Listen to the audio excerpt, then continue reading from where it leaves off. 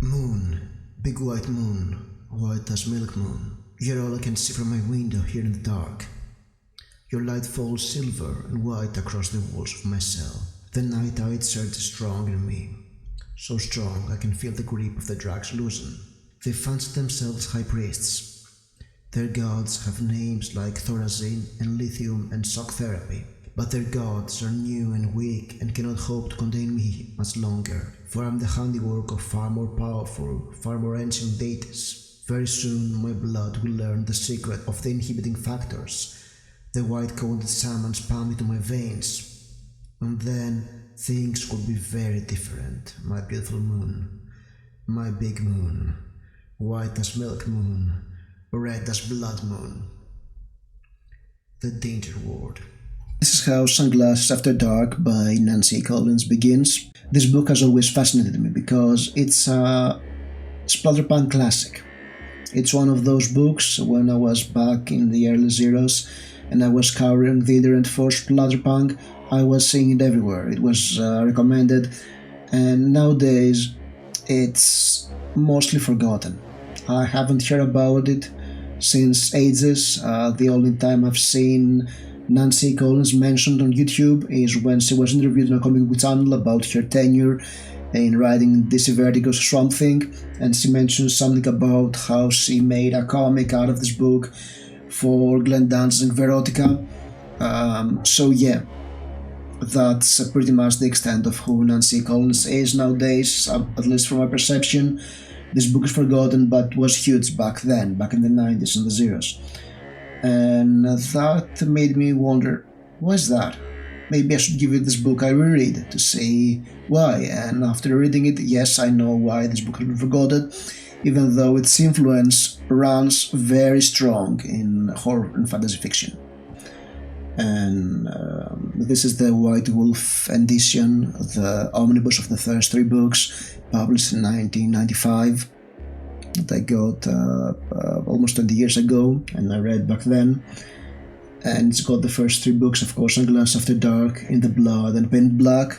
That's book 1 to 3 of the Sonja Blue quintology. It's 5 books plus a short story collection. I know that the Kindle edition available out there, has been modernized, so there are some changes from the original, but I don't believe they will be too important. So what Sunglasses After Dark is about? I won't spoil much about it.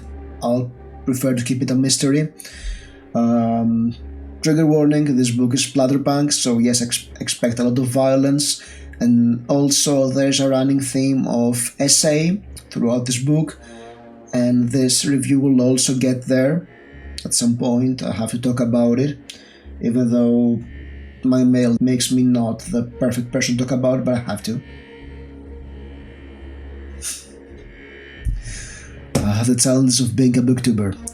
So this book starts in an insane asylum where there is this woman, Sonja Blue, who is an inmate. She is clearly disturbing the other inmates.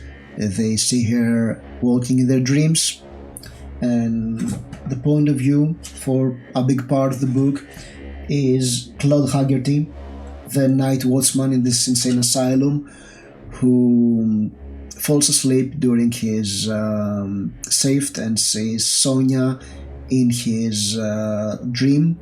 Only Sonja is not Sonja. It's another woman, it's Denise Thorne, who is a millionaire's daughter who was considered dead. She went missing back in the 60s. So the mystery thickens, and there seems to be another woman in this that's very important in this book. That's Catherine Will. She's a televangelist widow who has taken the place of her husband, of her missing husband, and she's performing miracles on television. The second chapter shows her putting her hand inside a cancer patient and removing the tumor he has with her bare hand.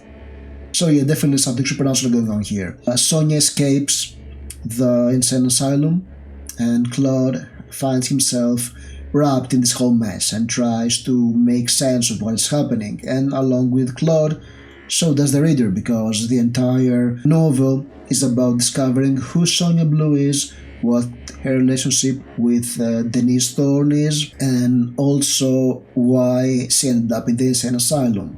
So we start in media res, and the rest of the book is filling us with information we don't know but the characters do, which is an interesting approach, I guess. There is also the introduction of another antagonist who is not tackled here, but we get there throughout the trilogy.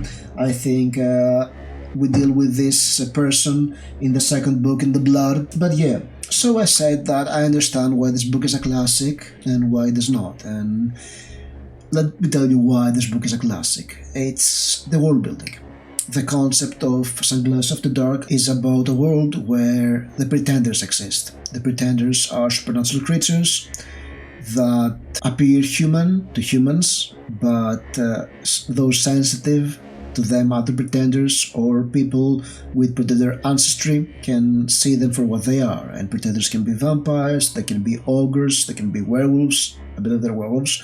There may even be some seraphs, which are angels, and other types of supernatural beings.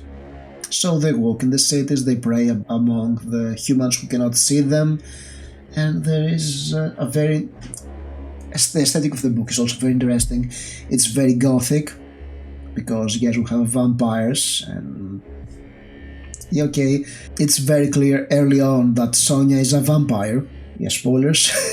There's this whole sense of corruption, of slavery, of bonds. It's very gothic in nature, but also there's this very punk aesthetic. Sonja walks around the night with sunglasses, hence Sunglasses After Dark, to hide her eyes that are monsters. And she's also wearing a leather jacket, and she's a tough chick, and you know, that's a very punk look, this gothic punk aesthetic. And supernatural creatures hiding in between normal people. Yes, the creators of the role-playing game Vampire the Masquerade were definitely inspired by Sonja Blue. That's why they republished those books, Wild Wolf the Company that made Vampire the Masquerade and the whole World of Darkness series of role-playing games cites this book as an inspiration. And you have to be blind, or at least wear sunglasses after dark without being a vampire not to say it, because they took a lot of inspiration from the aesthetic, the world, and everything about it. So yeah, this book is seminal in the dark fantasy / horror genre, because it inspired one of the most influential franchises in horror, the World of Darkness role-playing games. And also the whole idea of a supernatural monster hunter that is a tough woman in a modern urban setting, where there is a society of vampires and werewolves and all those stuff that go bump into the night, is clearly very popular nowadays, mostly because of Laurell Hamilton's Anita Blake Vampire Hunter series, which came much later. Guilty Pleasure was written somewhere in the 90s. I'm not having the dates before me, but I don't think it was directly inspired by this book, but you can see that channels of the same ideas of this world of darkness, and it's post-vampires, so there's a good chance that Laurell Hammilton was indeed inspired by Vampire the Masquerade. I know she was playing role-playing games with 10-sided dice, as she has written in one of her books. I think the Reveloft novella hit she did. So yeah, definitely there's some inspiration there. And also there are stuff like the Southern Vampires series, or mysteries, or Suki's the Cows, or True Blood that was inspired. And once upon a time you would walk into a bookstore and it would be rows upon rows of those books with female monster hunters that are supernatural, etc. Urban fantasy. And of course there is always the Harry Dresden books that were inspired by Laurell Hamilton. So the entire genre blew up in the 90s. And this book was ahead of the curve. So why haven't we returned to it and say, oh, it's a classic, it's the patient zero of urban fantasy? Not patient zero exactly. Sonja Blue is the grandma of all those kick-ass urban fantasy heroines, and Anita Blake is the mama. We don't know who the dad is because it's Anita Blake. So yeah, why have we forgotten this book? I mean, the writing is not bad. The writing is very interesting. You heard me butcher the introduction of this book, so you know that it's not bad writing. Actually, there is some of this feverish splatterpunk early 90s, late 80s, early 90s writing here in this book. Very vivid in imagery, very stylized, a bit on the cold side. It kind of reminded me of Poppy Bright or Clive Barker, only the deep themes of Clive Barker around here. There is not the cerebral horror, elevated horror of somebody like Kathikoja. There is not this feeling of gloom that Poppy Bright does bring to his writing, but it's perfectly serviceable and very of its time and good. It's good writing most of the time.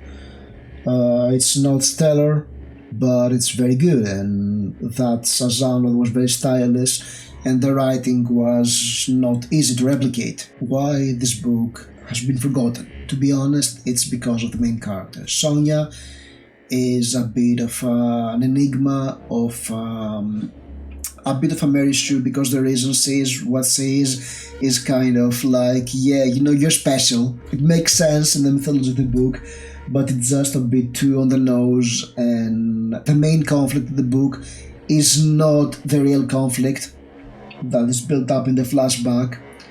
That's left for another book in the series, so that's kind of I mean, by the end of the book we know who Sonja Blue is. I mean, the facts about her, but we don't know who she is as a character. She's a bit shallow. She's the cool, hard chick protagonist, except for one thing about the theme of the book that I'll talk about in a while. And yeah, it feels like it's perfect as a proof of concept book. Like, you can have a badass female character in a modern setting with supernatural creatures hiding among people, and people will love it. And that's what Urban Fantasy did, with some more colorful and interesting characters, because let's be honest, Anita Blake, before Laurell Hammilton went polyamorous on her, was an interesting character. She was basically the tough detective that is out of the water, only with a woman in there. So yeah, it was hard-boiled with vampires and necromancers. This one it feels like a comic book. It feels like somebody read a comic book and wrote a novelization of it. However, there is one thing that stuck out to me this time around, and this is the theme of sexual abuse. Yeah, we get into the trigger warning territory here, and maybe some more spoilers about the plot. Yes, I'll try to be vague about the spoilers, but I should warn you that there may be some spoilers here. So basically, I was on Goodreads trying to mark this book as currently reading, and I stumbled upon a review of it that, oh, it's another book where a woman gets hard and gets superpowers. Well, that's bad. And yeah, that book did it way before it was cool. And also, it actually deals with it a lot. There is this theme about Sonja punishing evil men who want to harm women. Throughout the book, it's Sonja's story is the story of a sexual abuse survivor that has PTSD. She actually has two selves. She is Sonja, and there is also the other, which is a very interesting depiction of vampirism. It's the vampire inside her, the demon that urges her to be violent or gets into control, and it gets violent with men who can't keep their hands to themselves or other parts of themselves. And that's a very interesting way to depict a split personality of sorts, or creating personas to deal with the stress of situation, because neither Sonja nor the other were originally there. And it's about settling some scores from her past life in this book too. And yes, Sonja may be beautiful, but she's unfeminine, she's hard, she's wearing this leather jacket, and she's violent, and she's a punk. Maybe likes to punish men when she has the opportunity to. Or, she's into BDSM as a professional in part of your life, so there's this element here, and she wants to take vengeance over the man who did that to her, and also to all other people like him. At the other hand, we have Catherine Will, who is the other side of a woman victimized from patriarchy. She clearly has special powers, but she embraces her feminine wiles and uses them to be in control of men. And she also has a dark past of abuse. So this is a very interesting showdown between two women that are victims of patriarchy. And that's something that really stuck out to me, and it's done in a very subtle way, not subtle exactly, but it's done in a way that's not preachy. It's there. You can see it's there, but you can also ignore it. So yes, there is this theme of female empowerment, of surviving abuse, of feminine strength in a world of patriarchy and vampires and werewolves and ogres, which is kind of interesting. And yeah, the plot is not very deep, the characters are not very deep, but it's an interesting artifact, and it's also a very entertaining read. This time around, I saw some of the flaws, but still I had fun reading it. Seeing the flaws doesn't mean that it's a bad book. It means that it was done better since then, but was one of the first books to do this, so yeah, that should count for something. So yes, that was my review for Sunglasses After Dark by Nancy A. Collins. If you read this book, I'd love to hear your comments below. You can get this book on Kindle and read it. It's an interesting artifact of its era, and definitely very important for the fantasy horror genre. If you like this video, press the like button, subscribe, and I'll see you soon. Stay spooky.